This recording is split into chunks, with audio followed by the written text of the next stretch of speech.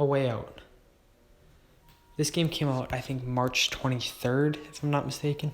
So I'm a bit late when it comes to the actual review, but that's for a reason. I wanted to be educated. I wanted to actually get a feel for the game, the replay value, the actual graphics, the gameplay, the different mini games it has, like each possible outcome, so I could actually make an educated review on the game. Instead of some other people that just throw out a review either day one or sometimes even before the game even comes out. Which, yeah, I know they get early copies, but I just want this review to be fully educated, because I've played this game twice and kind of a half. I played it right away, day 2 I think it was. First chance I got to play it, I played it with one of my good friends, and it was a complete blast. I played through, got one of the endings, and then I played through with another one of my friends. Had complete blast that time too. Like, both playthroughs, 1 and 2, were both equally as fun. Just a complete blast to play the mini games, to actually follow along with the story if you wanted to. Or if you just wanted to not care about the story at all and just follow along with the mini games like the darts, basketball. Just, you could ignore the story completely and still have fun with just playing and with your friend, either whether it be basketball, darts, horseshoes, shooting the bottle after it gets thrown up in the air. Just a bunch of these tiny little mini games that the developers put so much time into.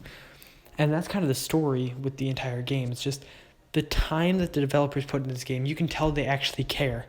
With some games, it's kind of like they're just shoving them out, putting them up for money, monetary gain completely. Like Battlefront 2. More people say that kind of happens with the Call of Duty series, where they're just like shoving out more games, throwing out more games just for money. Assassin's Creed went into that slump, but I think they're kind of digging it out of it, like with Origins. But you could either play this game from 2 different perspectives.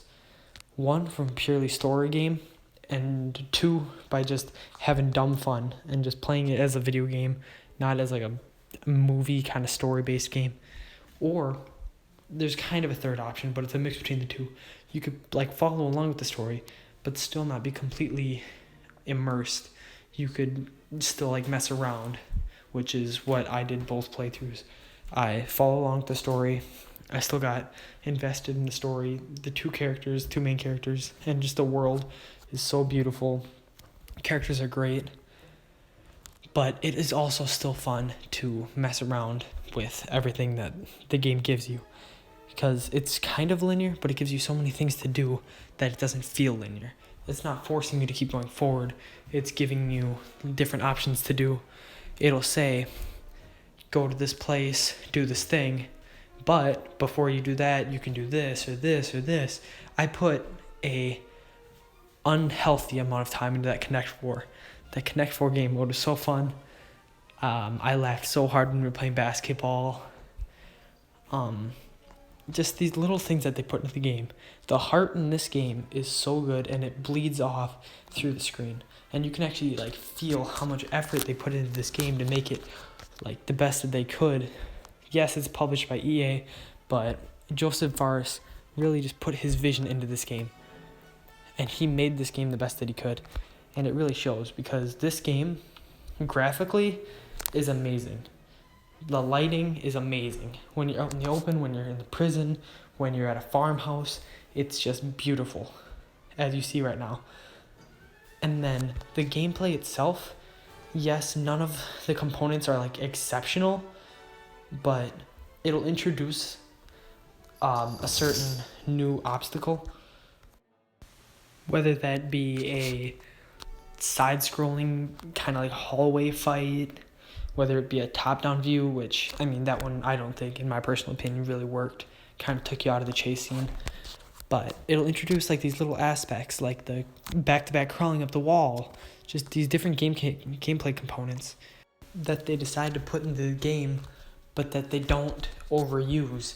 They introduce an idea, they use it, you enjoy it, and then they get rid of it. So you either do another playthrough if you really, really want to get that opportunity to do that event again, Or if you didn't like it, not that big of a deal because it's gone. It doesn't overuse anything. It doesn't make anything become stale or repetitive. Everything seems fresh. And at the low point of the game, the point where it's still good, but it's starting to lose some of the steam, it kicks you in the gut. It kicks you right in the nuts. With just, I'm not going to spoil anything, but you should just play the game. Try not to get spoiled or anything on the internet, but it really hits you hard and gets your heart pumping, and it gets you back into the game when you start kind of losing interest. But overall, the game works.